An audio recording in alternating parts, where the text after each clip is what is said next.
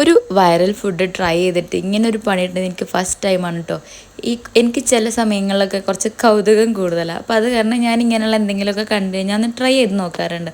അങ്ങനെയാണ് കേട്ടോ ഞാൻ ഇതൊന്ന് ട്രൈ ചെയ്ത് നോക്കാമെന്ന് വിചാരിച്ചിട്ട് സ്റ്റാർട്ട് ചെയ്യുന്നത്. സ്റ്റാർട്ടിംഗ് ഒക്കെ വളരെ അടിപൊളിയായിട്ട് തന്നെ ആയിരുന്നു. ഇനി ഞാൻ ഉണ്ടാക്കിയതിലുള്ള മിസ്റ്റേക്ക് ആണോ എന്ന് എനിക്കറിയില്ല.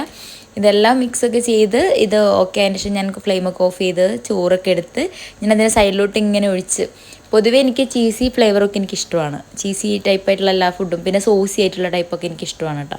അപ്പോൾ ആ ഒരു എക്സ്പെക്റ്റേഷനിലാണ് നമ്മളിത് കഴിക്കാൻ വേണ്ടി ഇരിക്കുന്നത്.